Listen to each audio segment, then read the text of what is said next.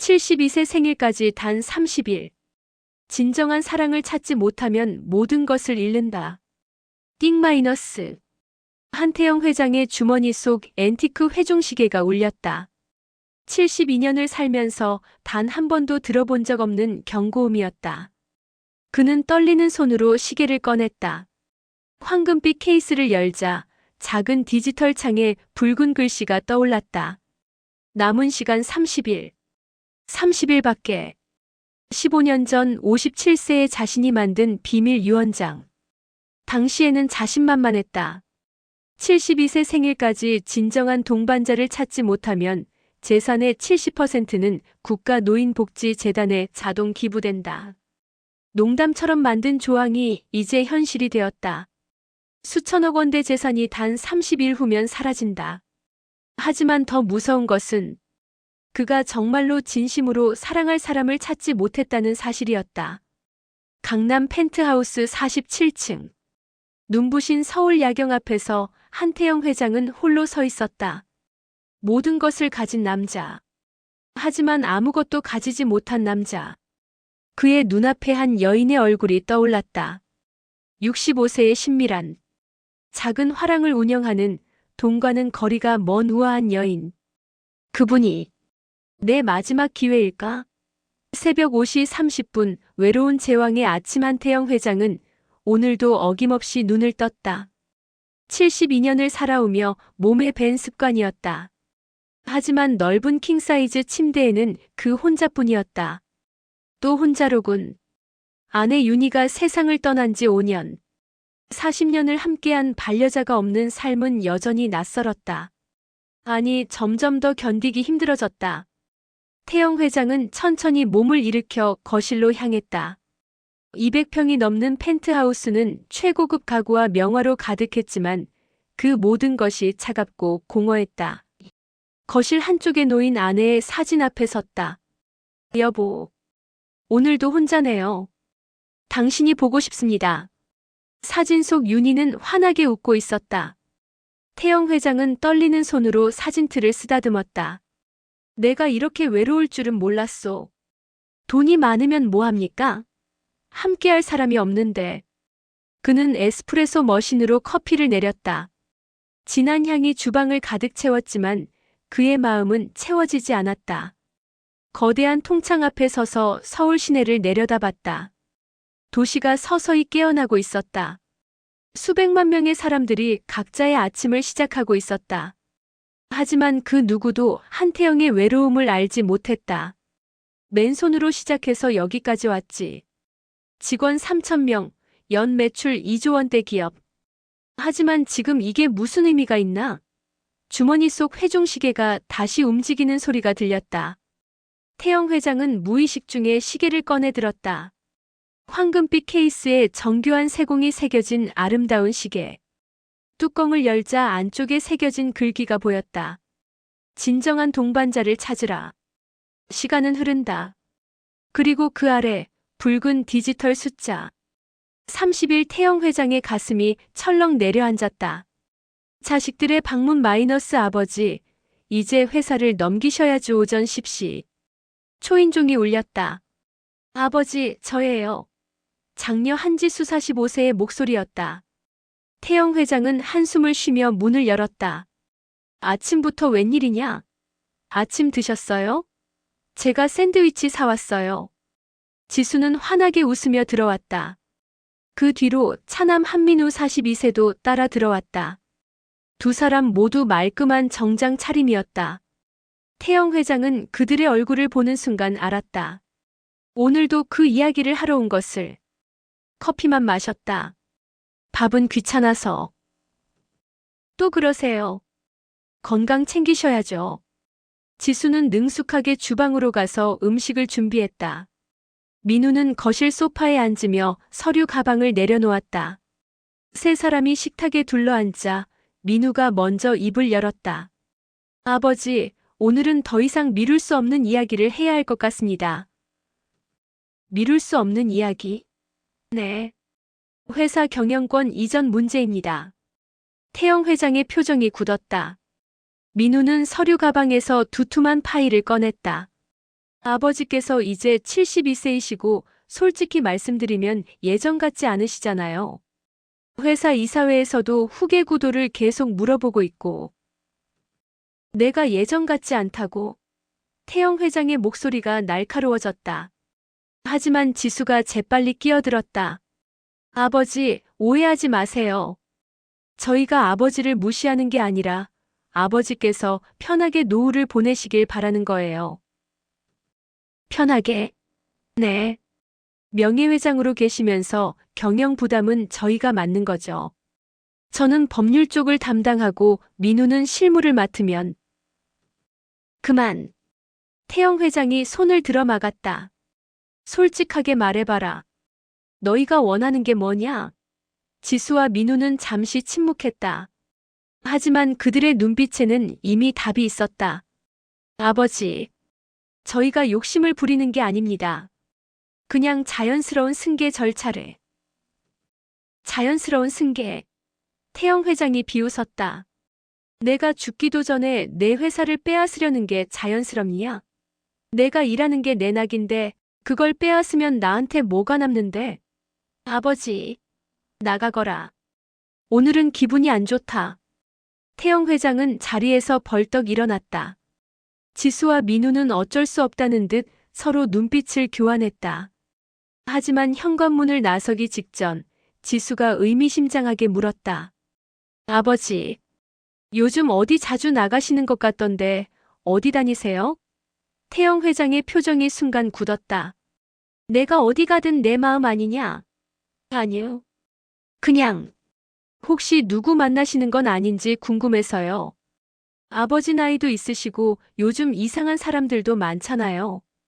지수의 눈빛이 날카로웠다. 태영 회장은 그 눈빛에서 의심과 경계를 읽었다. 쓸데없는 걱정하지 말고 나가거라. 알겠어요. 건강 조심하세요, 아버지. 두 사람이 나가자 태영 회장은 홀로 남아 긴 한숨을 쉬었다.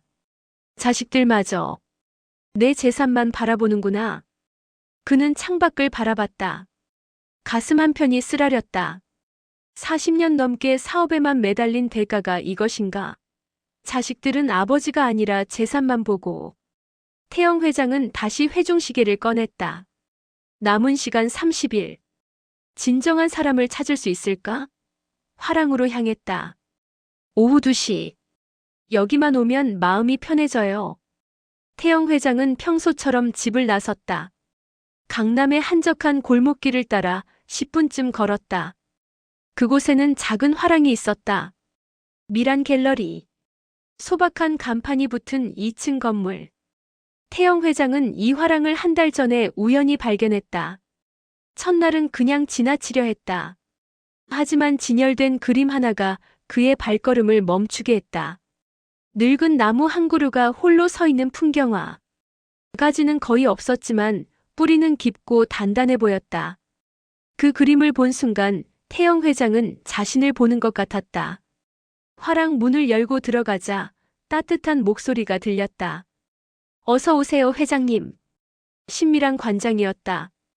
65세의 그녀는 회색 머리를 단정하게 묶고 베이지색 린넨 원피스를 입고 있었다. 화려하지 않았지만 우아했다. 아, 네.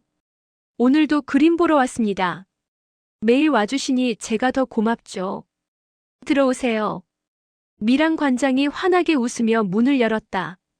태영 회장은 천천히 화랑 안으로 들어갔다. 하얀 벽면에 10여 점의 그림이 걸려 있었고 한쪽에는 작은 티테이블이 놓여 있었다. 이 공간은 언제나 아늑했다. 오늘은 새로운 차를 준비했어요. 캐모마일 블렌드예요. 아, 제가 매일 와서 폐를 끼치는 것 같습니다. 무슨 말씀을? 회장님이 오시면 저도 좋아요. 요즘 화랑에 손님이 별로 없거든요. 미란 관장은 따뜻한 차 2잔을 테이블에 놓았다. 태영 회장은 찻잔을 받아들며 물었다. 손님이 없으시면 장사가 어려우시겠습니다. 솔직히 쉽지 않아요. 하지만 전 이 일이 좋아요. 그림을 보고 좋은 분들과 차를 마시면서 이야기 나누는 것만으로도 행복하거든요. 미란 관장의 눈빛이 맑게 빛났다. 태영 회장은 그 눈빛을 보며 이상한 감정을 느꼈다. 오랜만에 보는 순수함이었다. 관장님은 돈에 대해서는 관심이 없으신가 봅니다. 돈이야 필요하죠. 하지만 돈 때문에 제가 좋아하는 일을 포기하고 싶지는 않아요. 남편이 살아있을 때 그런 이야기를 많이 했어요. 미라나, 내가 행복한 게 제일 중요해라고요. 남편분, 언제 돌아가셨습니까? 10년 전이에요.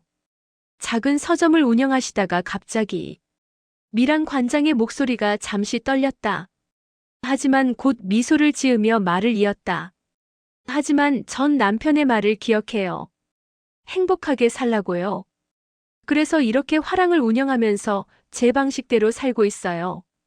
태영 회장은 잠시 말없이 차를 마셨다. 그리고 조심스럽게 물었다. 외롭지는 않으세요? 미란 관장이 고개를 끄덕였다.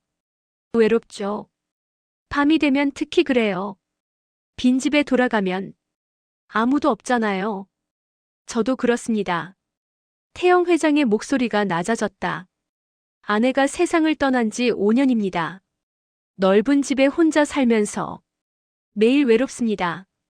회장님, 자식들은 있지만 그들은 저를 찾아오지 않습니다. 아니, 정확히는 제 재산을 찾아오죠. 오늘도 그랬습니다. 태영 회장은 자신도 놀랄 만큼 솔직하게 말했다. 평생을 강하게 살아온 그였다. 누구에게도 약한 모습을 보인 적이 없었다. 하지만 지금은, 회장님, 제가 위로가 될지 모르겠지만, 미란 관장이 태영 회장의 손을 가만히 잡았다. 외로움은 나쁜 게 아니에요. 그건 우리가 살아있다는 증거거든요. 아직도 누군가를 그리워할 수 있다는 거잖아요. 태영 회장은 그 따뜻한 손길에 가슴이 뭉클해졌다. 72년을 살면서 이런 위로를 받아본 적이 있었던가? 관장님, 제가 여기 자주 와도 될까요? 물론이죠. 언제든 오세요. 회장님이 오시면 저도 하루가 즐거워요. 두 사람은 오후 햇살 아래에서 조용히 차를 마셨다. 말은 많지 않았지만 서로의 외로움을 이해하는 시간이었다. 그날 이후 태영 회장의 일상이 변하기 시작했다. 매일 오후 2시면 화랑에 들렀다. 처음에는 30분만 있다가 갔지만 점점 시간이 길어졌다. 1시간, 2시간. 어느새 해가 질 때까지 화랑에 머무는 날이 많아졌다. 미란 관장과는 많은 이야기를 나눴다. 그림에 대해, 인생에 대해, 가족에 대해, 사랑에 대해. 제 아내는 정말 좋은 사람이었습니다. 제가 아무것도 없을 때부터 함께했죠. 월세방에서 라면 끓여 먹으면서도 불평 한마디 없었어요. 정말 멋진 분이셨네요. 그럼요. 제가 회사를 키우느라 집에 거의 못 들어가도 늘 기다려줬습니다. 그런데 저는 그 고마움을 제대로 표현하지 못했어요. 태영 회장의 목소리가 떨렸다. 회사 일에만 매달려서 아내와 제대로 된 여행 한 번 못 갔습니다. 은퇴하면 함께 세계 일주를 하자고 약속했는데 그 전에 아내가 먼저. 회장님, 후회됩니다. 정말 많이. 미란 관장은 조용히 고개를 끄덕였다. 저도 그래요. 남편이 같이 제주도나 가자고 했을 때 전 화랑 일이 바빠서 다음에 가자고 했어요. 그런데 그 다음은 오지 않았죠. 두 사람은 서로의 아픔을 이해했다. 말하지 않아도 알 수 있는 것들이 있었다. 며칠 후 태영 회장은 화랑에 큰 난초 화분을 들고 왔다. 이거 화랑 분위기에 어울릴 것 같아서요. 어머, 정말 아름다운 난초네요. 미란 관장의 얼굴이 환해졌다. 고급 품종이에요. 이런 건 어디서 구하셨어요? 아는 분한테 부탁했습니다. 별거 아닙니다. 태영 회장의 얼굴에 수줍은 미소가 번졌다. 72세 노인의 얼굴에 피어난 소년 같은 미소.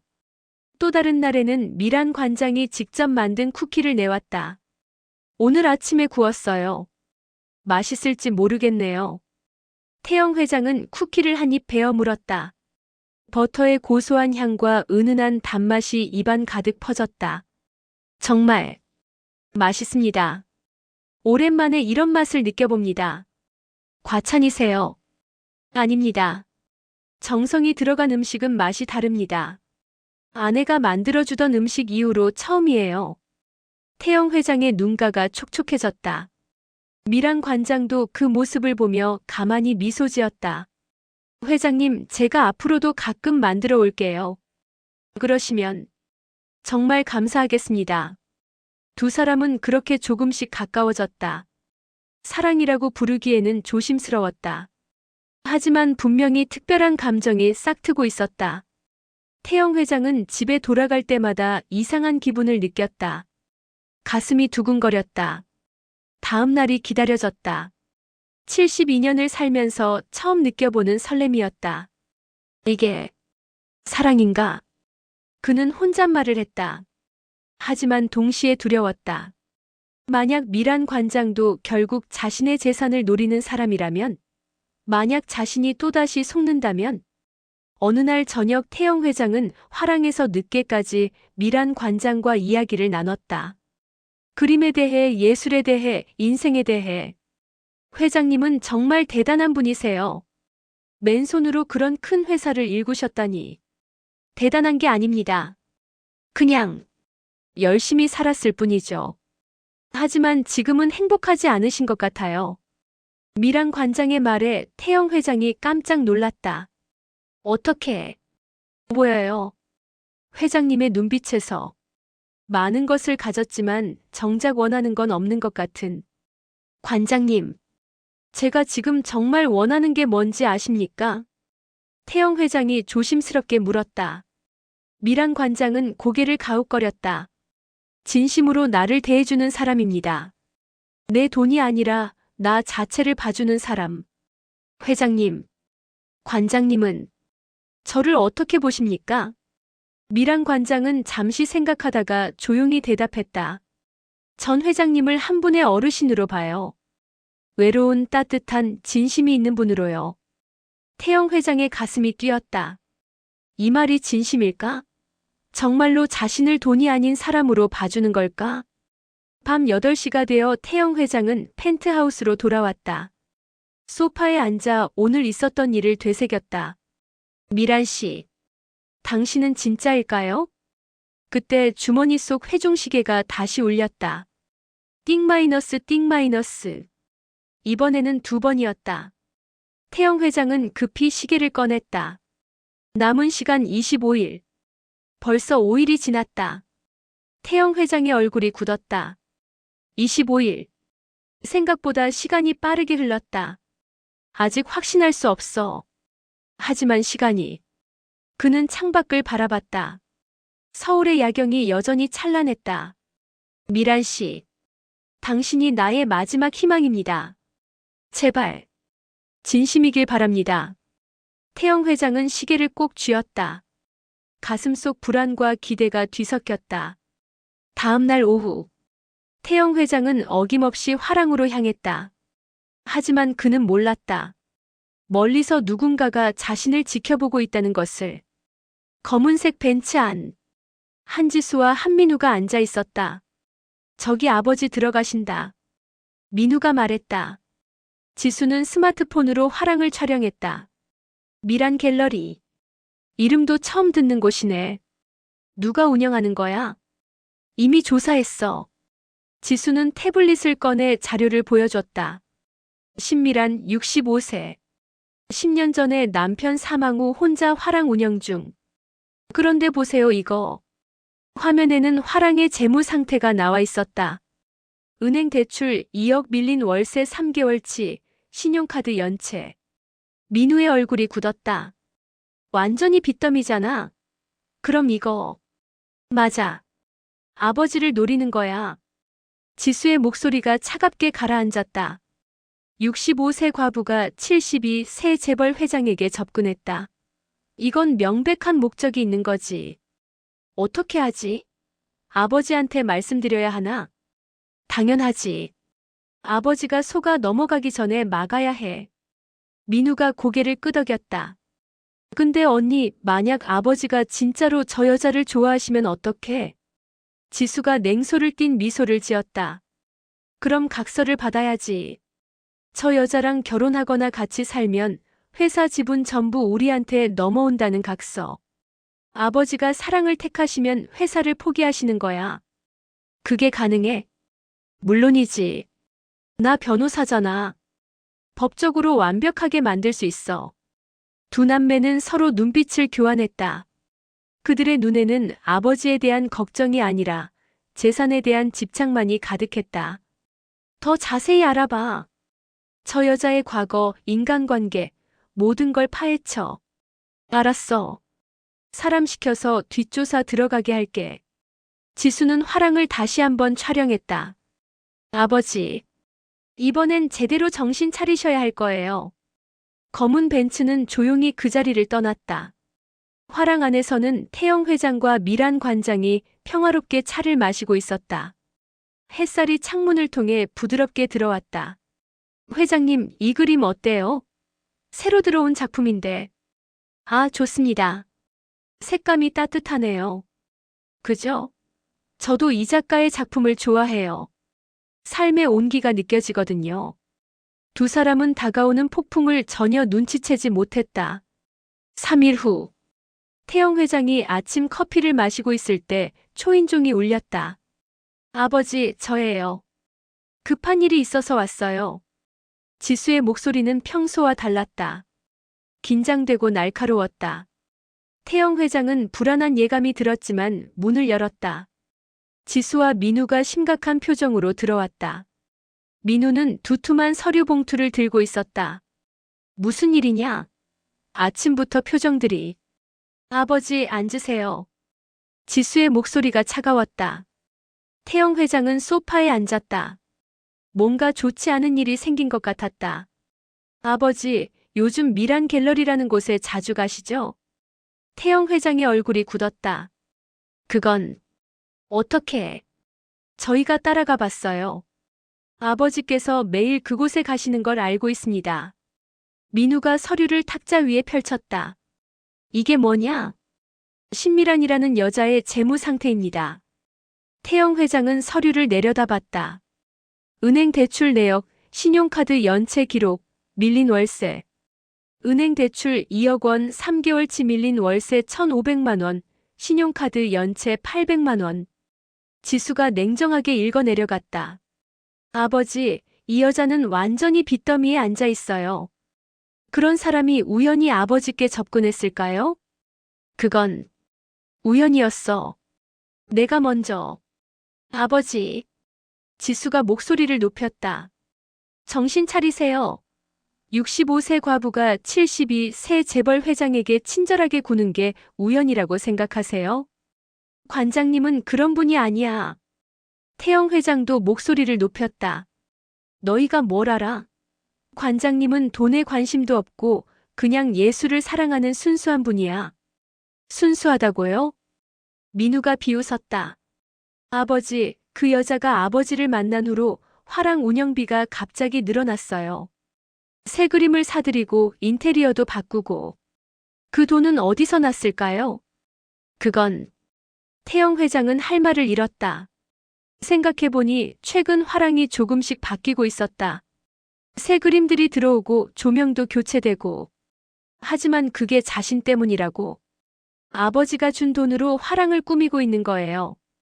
그러면서 아버지한테는 돈에 관심 없다고 연기하는 거죠. 지수의 말이 비수처럼 꽂혔다. 아니야. 관장님은. 아버지, 제발 정신 차리세요. 지수가 아버지의 손을 잡았다. 저희가 아버지를 사랑해서 이러는 거예요. 아버지께서 또 사기꾼한테 속으시는 걸 보고 싶지 않아서요. 또, 네. 5년 전 어머니 돌아가시고 나서 그 여자 기억나세요? 자원봉사자라고 접근해서 아버지한테 5억 원 받아간. 태영 회장의 얼굴이 창백해졌다. 그 일은 잊고 싶은 기억이었다. 아내가 떠난 직후 외로움에 취약했던 그때 한 여자가 자원봉사자라며 접근했다. 그녀는 친절했고 따뜻했고 아내 같았다. 하지만 그녀는 돈을 받아가자마자 사라졌다. 그때 아버지가 얼마나 힘들어하셨는지 저희가 다 봤어요. 이번에도 똑같은 일이 반복되는 걸 저희가 그냥 보고만 있을 수 없어요. 지수의 목소리에 눈물이 섞였다. 하지만 태영 회장은 그 눈물이 진짜인지 알 수 없었다. 관장님은 그런 분이 아니야. 태영 회장의 목소리가 떨렸다. 하지만 확신은 없었다. 정말로 미란 관장은 자신의 돈을 노린 것일까? 그 따뜻한 미소도 진심 어린 대화도 모두 거짓이었을까? 아버지, 우리가 증명해 드릴게요. 민우가 말했다. 제가 직접 그 여자를 만나볼게요. 그리고 아버지의 재산 이야기를 꺼내볼게요. 그때 그 여자가 어떤 반응을 보이는지. 안 돼. 태영 회장이 소리쳤다. 너희가 관장님을 만나면 안 돼. 관장님이 상처받으실 수 있어. 상처받는 건 아버지예요. 지수가 눈물을 닦으며 말했다. 아버지, 저희 말 안 들으실 거면 어쩔 수 없어요. 저희가 법적 조치를 취하는 수밖에. 법적 조치? 네. 아버지께서 판단력이 흐려지신 상태라고 법원에 신청할 거예요. 그러면 재산관리권이 저희한테. 뭐? 태영 회장이 벌떡 일어났다. 너희가 지금 무슨 짓을 하려는 거냐? 너희 아버지를 무능력자로 만들겠다고. 아버지를 보호하려는 거예요. 보호? 태영 회장이 비웃었다. 재산을 보호하려는 거겠지. 솔직하게 말해봐라. 너희가 진짜로 걱정하는 게 뭐냐? 내 행복이냐 아니면 너희가 받을 유산이냐? 지수와 민우는 대답하지 못했다. 나가거라. 당장 나가. 아버지. 나가라고 했다. 태영 회장의 목소리가 펜트하우스 전체에 울렸다. 지수와 민우는 어쩔 수 없이 서류를 챙겨나갔다. 하지만 문을 나서기 전 지수가 마지막으로 말했다. 아버지. 3일 드릴게요. 3일 안에 그 여자와의 관계를 정리하지 않으시면 저희가 법적 조치를 취할 겁니다. 문이 쾅 하고 닫혔다. 태영 회장은 홀로 소파에 주저앉았다. 탁자 위에는 미란 관장의 재무 서류가 펼쳐져 있었다. 2억 원 대출, 밀린 월세, 신용카드 연체. 그는 서류를 천천히 읽었다. 지수의 말이 맞았다. 미란 관장은 경제적으로 어려운 상황이었다. 하지만 관장님은 단 한 번도 돈 이야기를 하지 않았어. 태영 회장은 기억을 되살렸다. 미란 관장은 정말로 한 번도 돈에 대해 언급하지 않았다. 그림 이야기, 인생 이야기, 가족 이야기는 했지만 아니야. 그래도 관장님이 화랑을 꾸민 건 사실이잖아. 태영 회장은 혼란스러웠다. 머리로는 의심이 생겼지만 가슴은 믿고 싶었다. 띵 마이너스. 회중시계가 다시 울렸다. 태영 회장은 떨리는 손으로 시계를 꺼냈다. 남은 시간 22일. 22일. 시간은 계속 흘렀다. 결정해야 했다. 미란 관장을 믿을 것인가 아니면 자식들의 말을 들을 것인가. 태영 회장은 창밖을 바라봤다. 오후 2시. 평소라면 화랑에 갈 시간이었다. 하지만 오늘은 발걸음이 떨어지지 않았다. 가야 하나? 말아야 하나? 그는 고민했다. 만약 지금 화랑에 가면 미란 관장을 보면 또 그 따뜻한 미소를 보면 의심이 사라질 것 같았다.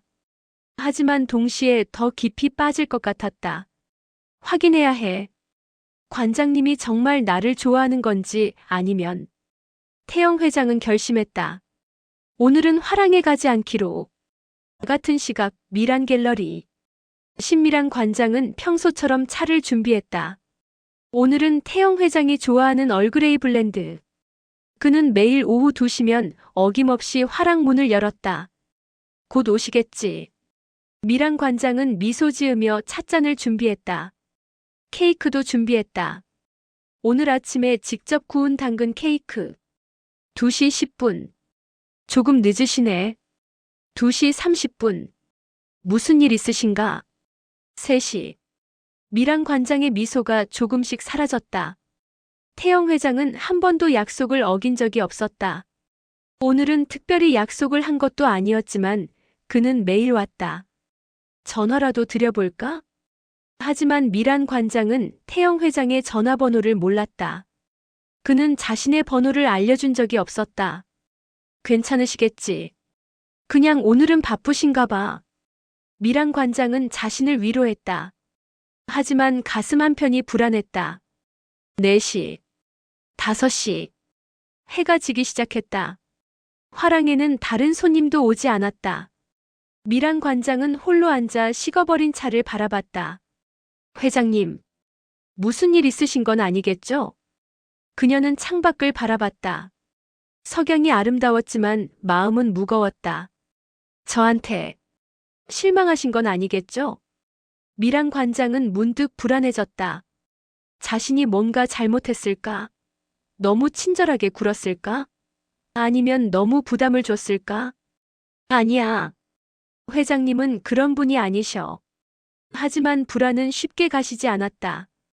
밤 10시. 태영 회장은 여전히 소파에 앉아 있었다. 저녁도 먹지 않았다. 식욕이 없었다. 미란 관장의 얼굴이 계속 떠올랐다.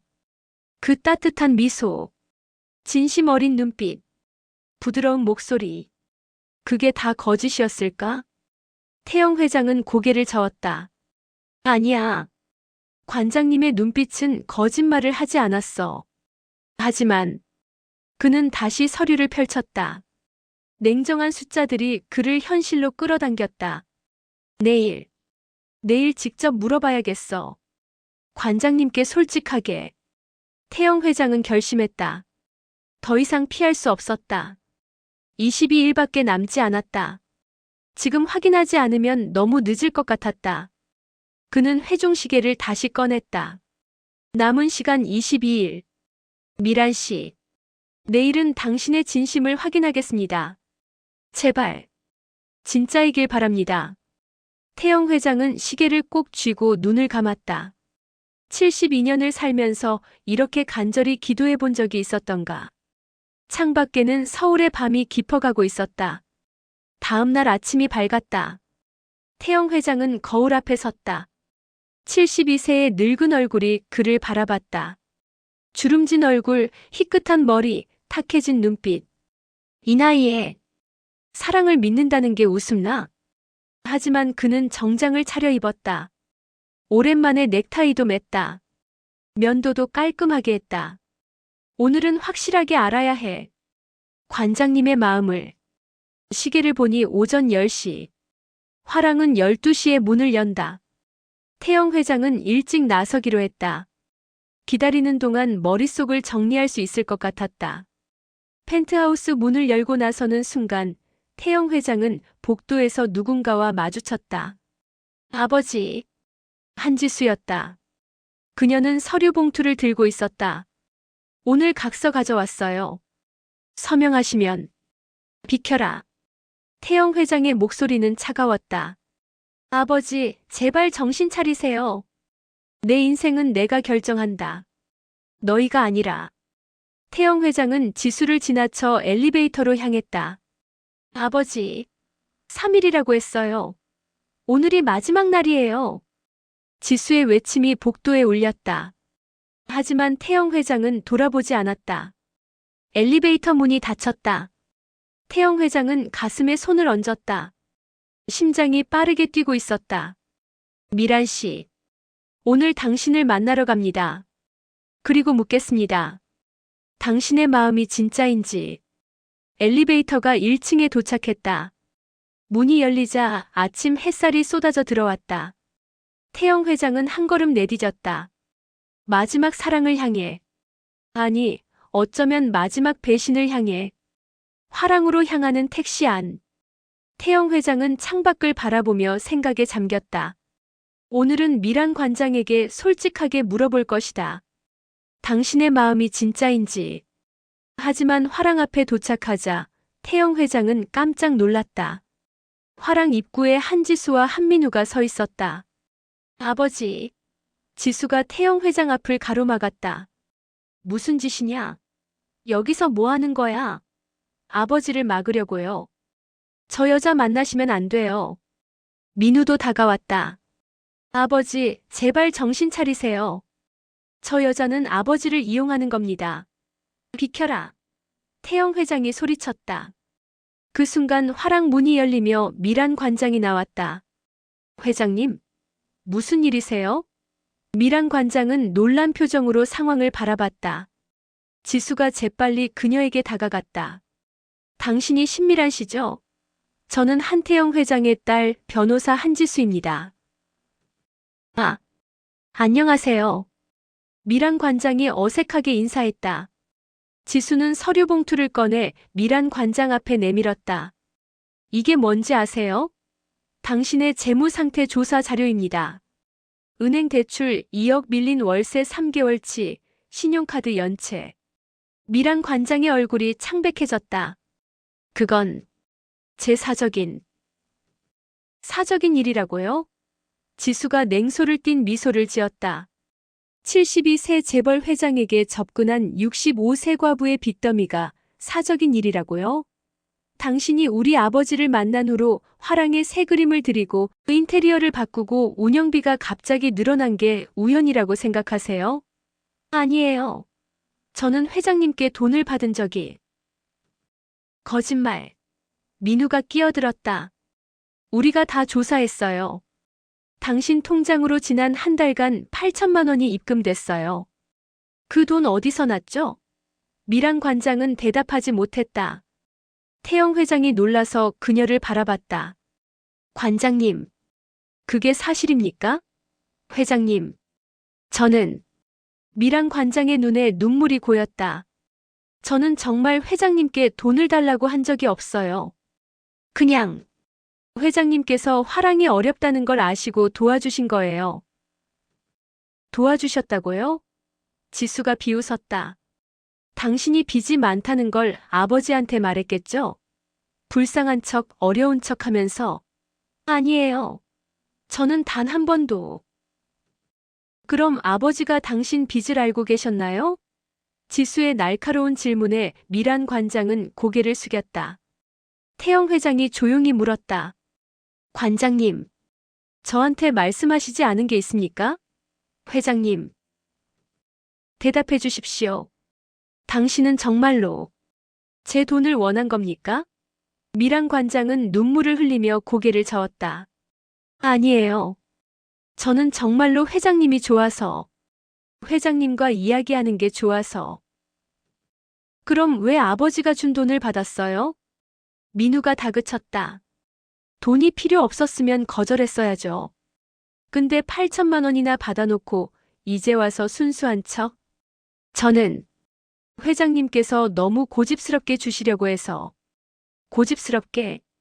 태영 회장의 목소리가 떨렸다. 제가 언제 그렇게 했습니까? 미란 관장은 대답하지 못했다. 사실 태영 회장은 화랑을 둘러보다가 요즘 경기가 어렵죠. 제가 조금 도와드리고 싶은데라고 말했었다. 미란 관장은 처음에는 거절했지만 태영 회장이 이건 투자입니다. 좋은 예술을 지키는 투자라며 강하게 권했다. 하지만 지금 이 상황에서 그 이야기를 하면 변명처럼 들릴 것 같았다. 역시 태영 회장이 한 걸음 뒤로 물러섰다. 당신도 결국 내 돈을 본 거였군요. 아니에요. 회장님. 미란 관장이 그의 팔을 잡으려 했지만 태영 회장은 손을 뿌리쳤다. 이제 됐습니다. 제가 또 속았군요. 태영 회장의 눈빛이 차갑게 식었다. 5년 전 자원봉사자라며 접근했던 그 여자가 떠올랐다. 그녀도 처음에는 순수해 보였다. 따뜻하고 친절했다. 하지만 결국 아버지 가시죠. 지수가 아버지의 팔을 잡았다. 민우도 다가와 반대편 팔을 잡았다. 회장님, 제발 들어주세요. 미란 관장이 울면서 외쳤다. 저는 정말로 회장님이 좋아서. 돈 때문이 아니에요. 하지만 태영 회장은 돌아보지 않았다. 그는 자식들과 함께 택시에 올라탔다. 택시가 출발하자 미란 관장은 그 자리에 주저앉아 울었다. 화랑 앞 골목길에 그녀의 흐느낌만이 메아리쳤다. 택시 안. 태영 회장은 창밖만 바라봤다. 지수와 민우는 조심스럽게 아버지를 살폈다. 아버지, 괜찮으세요? 지수가 물었다. 태영 회장은 대답하지 않았다. 그의 손은 주머니 속 회중시계를 꼭 쥐고 있었다. 남은 시간 22일. 결국 아무도 없구나. 태영 회장의 중얼거림이 택시 안에 작게 울렸다. 집에 도착하자 지수가 서류를 꺼냈다. 아버지, 이제 이 서류에 서명하셔야 해요. 그게 뭐냐? 회사 경영권 이전 서류입니다. 아버지께서 더 이상 이상한 사람들한테 속지 않도록 재산 관리는 저희가 맡겠습니다. 태영 회장은 서류를 받아들었다. 하지만 읽지 않았다. 그냥 멍하니 서류를 바라봤다. 아버지, 서명하시는 게 좋을 것 같아요. 민우도 펜을 내밀었다. 태영 회장은 펜을 받아들었다. 그리고 서류 위에 펜을 올렸다. 하지만 서명하지 않았다. 아버지, 나가거라. 네, 나가라고 했다. 혼자 있고 싶다. 하지만 아버지, 나가. 태영 회장의 외침에 지수와 민우는 어쩔 수 없이 서류를 두고 나갔다. 홀로 남은 태영 회장은 소파에 앉아 회중시계를 꺼냈다. 남은 시간 22일. 윤희, 당신이 옆에 있었으면 좋겠소. 내가 뭘 잘못한 건지, 왜 이렇게 혼자인지. 당신이라면 알려줄 수 있을 텐데. 그의 눈에서 눈물이 흘러내렸다. 72년을 살면서 처음으로 흘리는 절망의 눈물이었다. 창밖에는 비가 내리기 시작했다. 서울의 하늘이 함께 울고 있었다. 미란 관장과의 만남 이후 일주일이 지났다. 태영 회장은 화랑에 가지 않았다. 아니, 갈 수 없었다. 미란 관장의 눈물 어린 얼굴이 계속 떠올랐지만 동시에 자식들의 말도 머릿속을 맴돌았다. 8천만 원. 정말 내가 준 건가? 태영 회장은 은행 거래 내역을 확인했다. 지난 한 달간 미란 갤러리로 4번에 걸쳐 총 8천만 원이 송금되어 있었다. 분명 자신이 보낸 돈이었다. 화랑이 어렵다는 걸 알고 도와주고 싶어서. 하지만 관장님이 요청한 건 아니었어. 태영 회장은 기억을 더듬었다. 미란 관장은 단 한 번도 돈을 달라고 하지 않았다. 오히려 거절했었다. 괜찮습니다, 회장님. 제가 알아서 할게요라고 말하며. 하지만 자신이 너무 강하게 권했다. 이건 투자입니다. 좋은 예술을 지키는 투자라며 거의 강제로. 따르릉전 하벨이 울렸다. 한지수였다. 아버지, 오늘 저녁 집으로 갈게요. 중요한 서류를 가져갈 거예요. 무슨 서류? 보시면 아실 거예요. 전화가 끊겼다.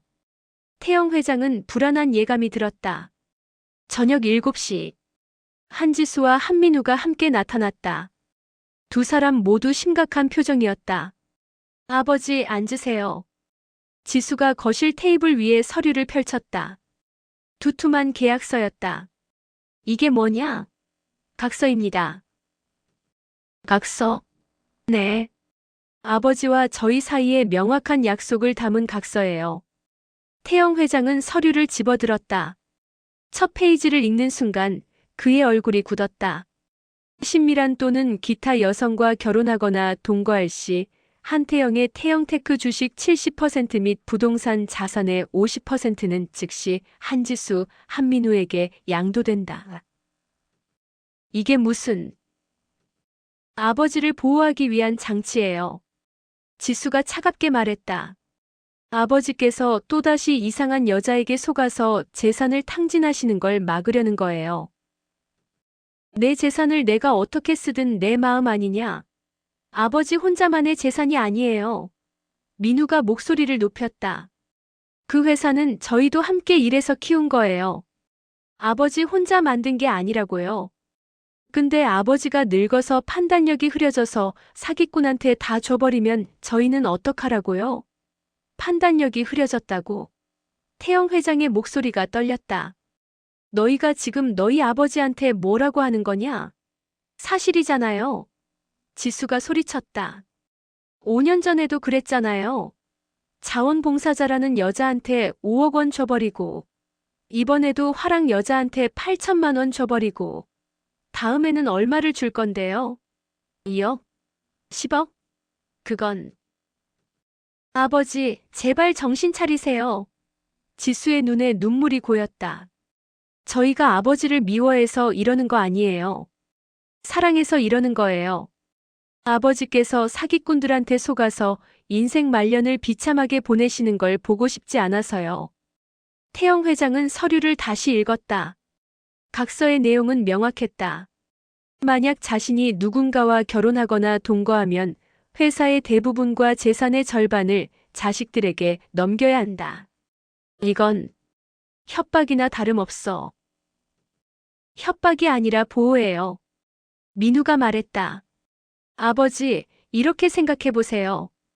만약 그 여자가 정말로 아버지를 사랑한다면 아버지의 재산이 없어져도 상관없겠죠?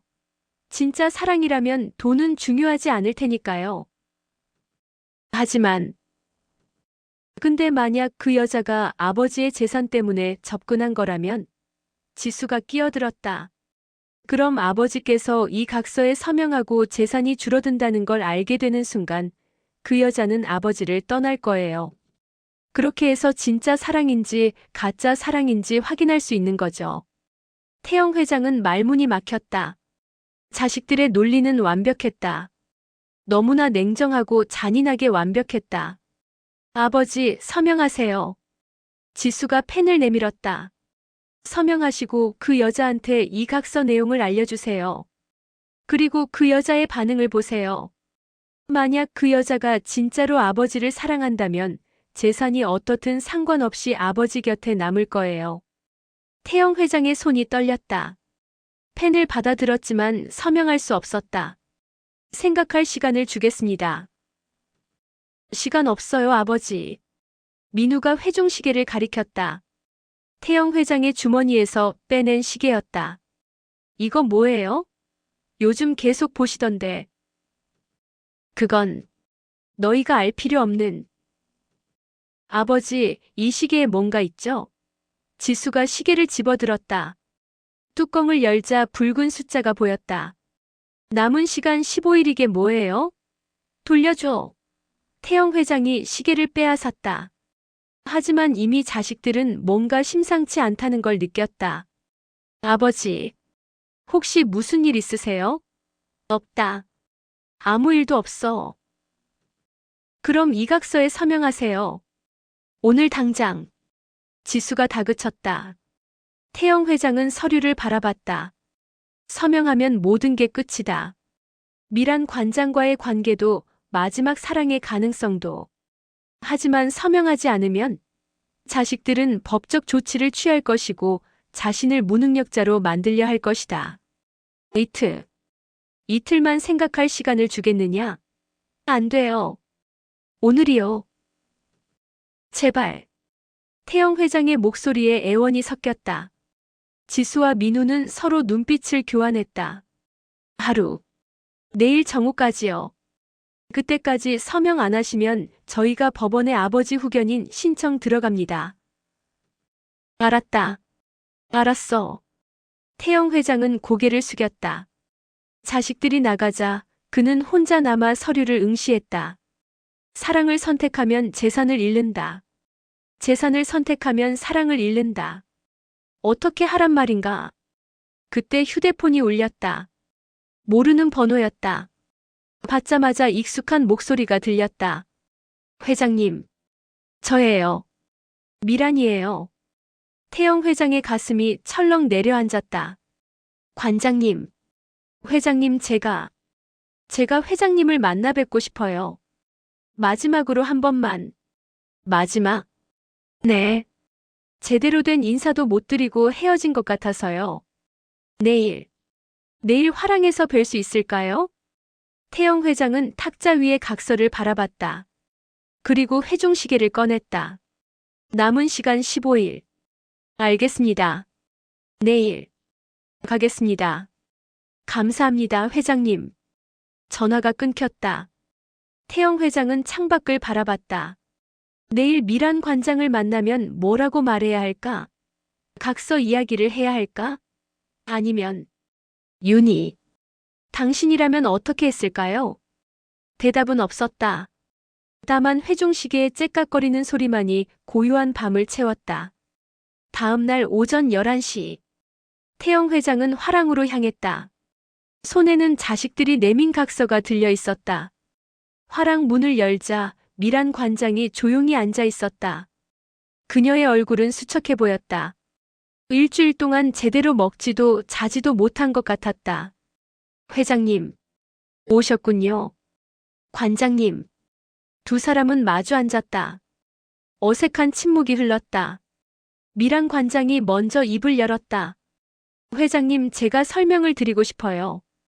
괜찮습니다. 들을 필요 아니에요. 꼭 들어주세요. 미란 관장의 목소리가 간절했다. 저는 정말로 회장님께 돈을 달라고 한 적이 없어요.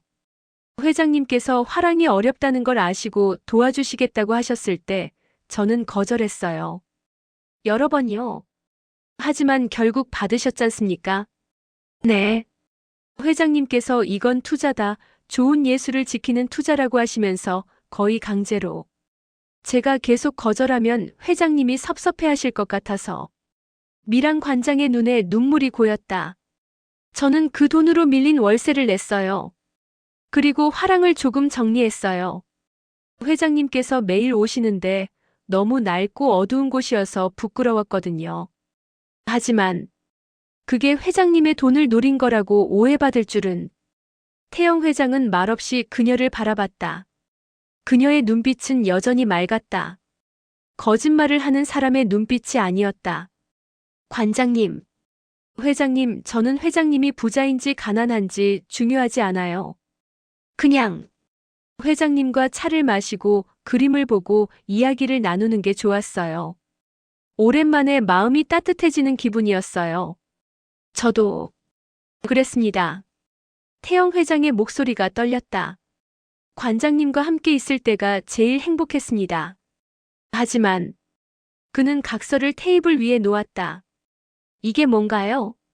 제 자식들이 만든 각서입니다. 미란 관장은 서류를 집어들어 읽기 시작했다. 읽을수록 그녀의 얼굴이 창백해졌다. 이건 회장님이 저와 함께 하시면 모든 걸 잃으신다는. 네. 회사도 재산도. 이럴 수가. 미란 관장은 서류를 내려놓고 고개를 숙였다. 회장님, 저 때문에 이런 일이. 관장님 잘못이 아닙니다. 아니에요. 제가 빚이 없었다면, 제가 더 조심했다면. 미란 관장이 일어섰다. 회장님, 저는 이제 회장님을 만날 수 없을 것 같아요. 뭐라고요? 회장님의 평생 노력을 제가 망칠 수는 없어요. 회장님께서 맨손으로 일군 회사를 제가 빼앗을 수는 없어요. 관장님, 저는 괜찮아요. 원래 혼자 살았던 사람이에요. 다시 혼자 살면 돼요. 미란 관장의 눈에서 눈물이 흘러내렸다. 하지만 회장님, 제 마음만은 믿어주세요. 저는 정말로 회장님이 좋았어요.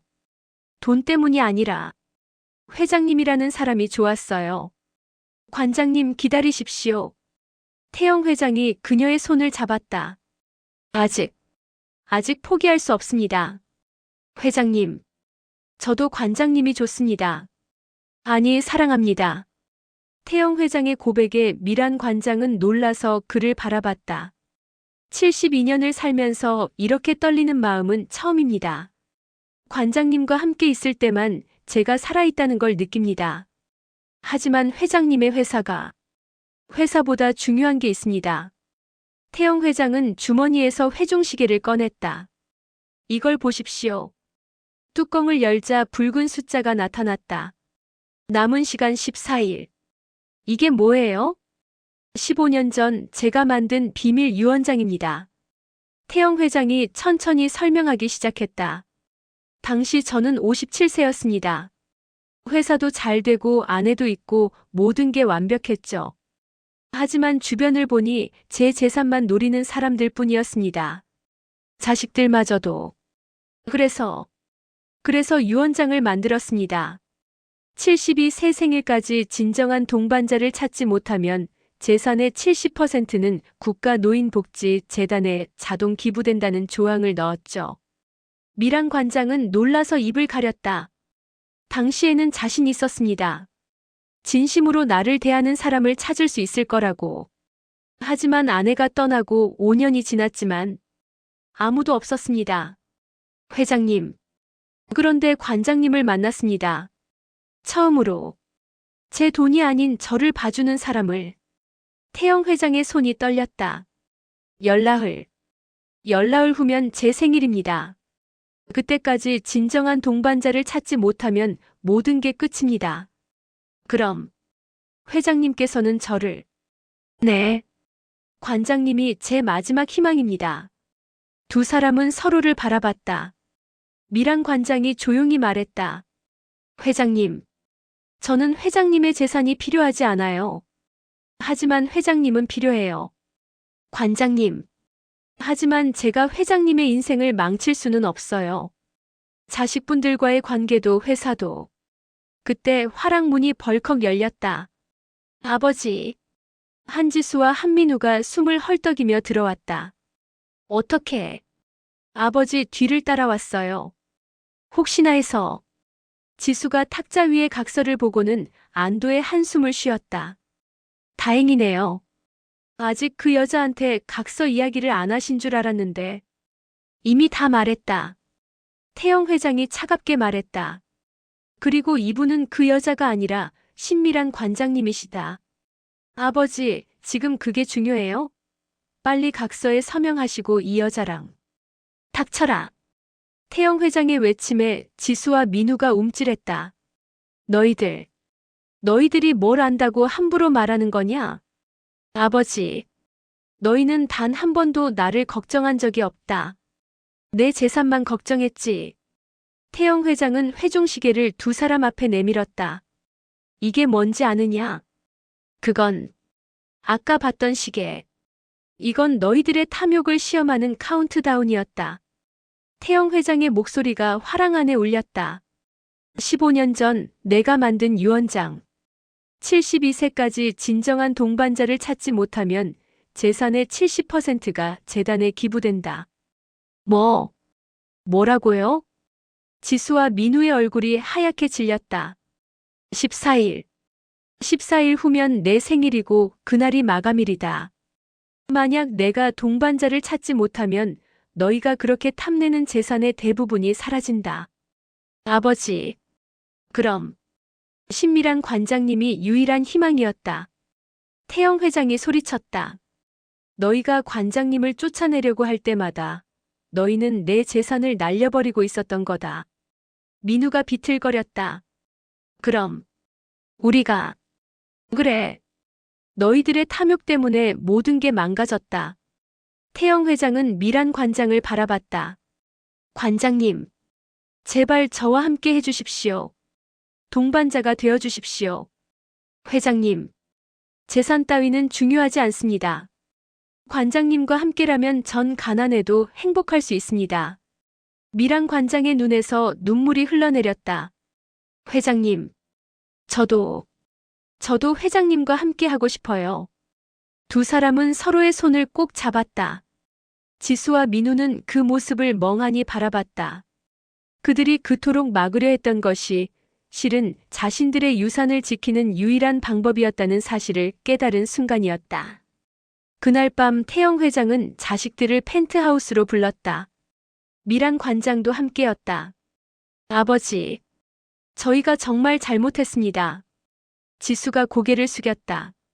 민우도 마찬가지였다. 저희가 너무 재산에만 눈이 멀어서. 이제 알았느냐? 태영 회장의 목소리는 차분했다. 분노는 이미 가라앉았다. 너희가 진정으로 나를 걱정했다면 내가 행복한지를 먼저 물어봤어야 했다. 내 재산이 아니라 내 마음을. 죄송합니다, 아버지. 하지만 이미 늦었다. 태영 회장은 미란 관장의 손을 잡았다. 나는 신미란 관장님과 함께 살기로 결정했다. 결혼은 아직 서두르지 않을 것이다. 하지만 평생의 동반자로 함께 할 것이다. 아버지. 이것으로 유언장의 조건은 충족된다. 72세 생일 전에 진정한 동반자를 찾았으니까. 태영 회장은 회중시계를 꺼냈다. 남은 시간 14일 아직 시간이 남았군. 그는 미소를 지었다.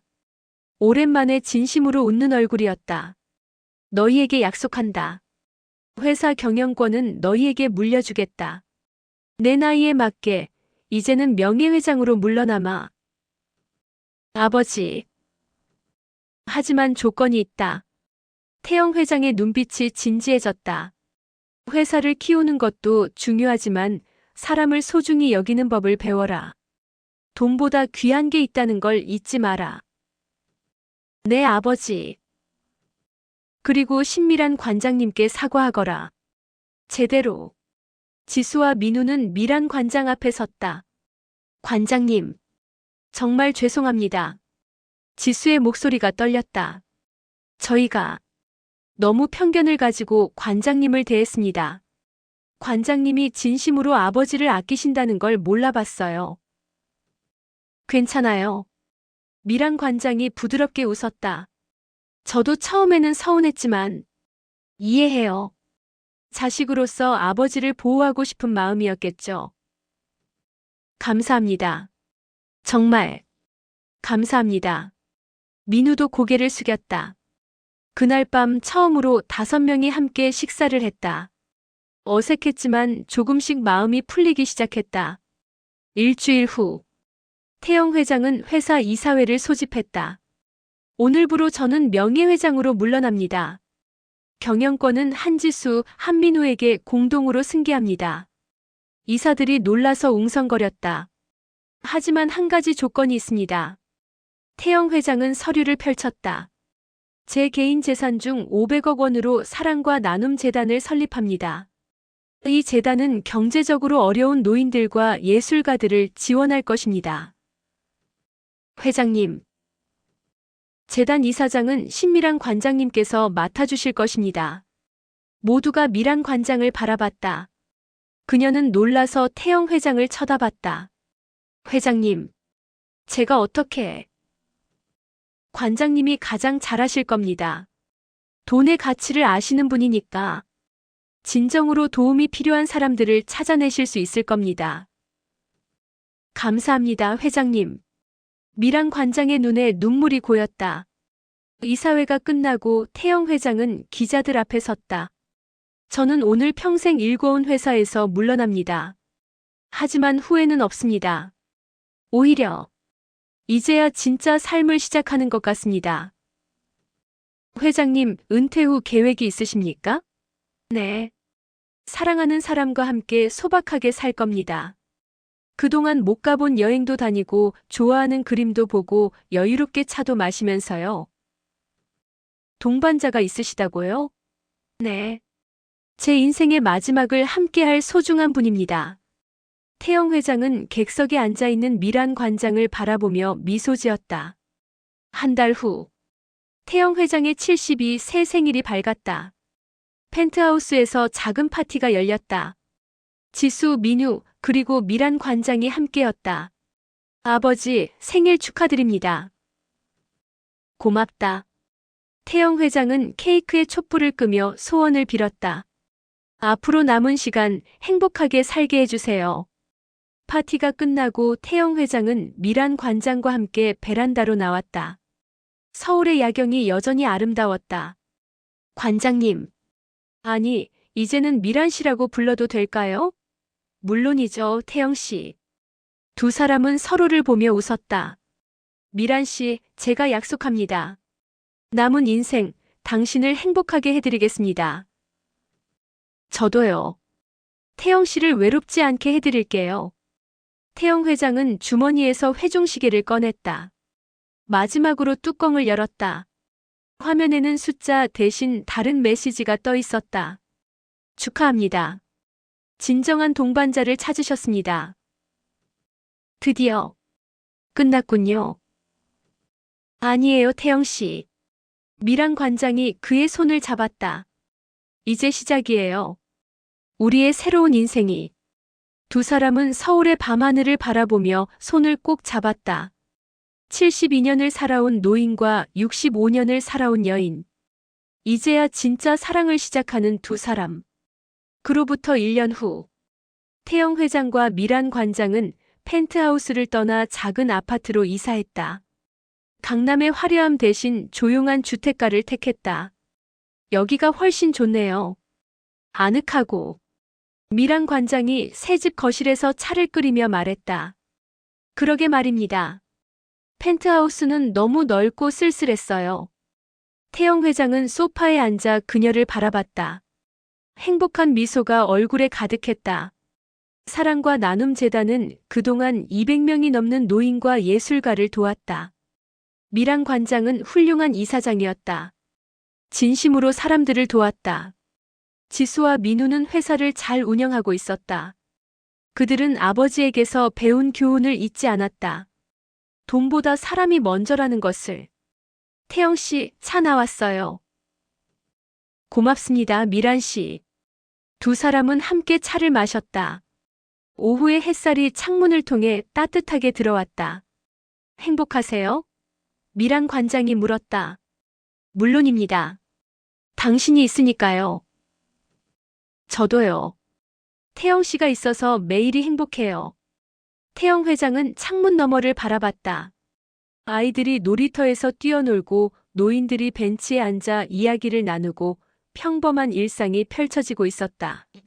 미란 씨, 우리 내일은 어디 갈까요? 제주도 어때요? 바다 보러. 좋습니다. 바다 보러 갑시다. 두 사람은 다음 여행을 계획하며 웃었다. 수천억 원의 재산은 없었다. 화려한 펜트하우스도 없었다. 하지만 그들에게는 서로가 있었다. 그리고 그것으로 충분했다. 진정한 부는 통장 잔고가 아니라 마음의 평화였다. 진정한 성공은 높은 지위가 아니라 사랑하는 사람과의 시간이었다.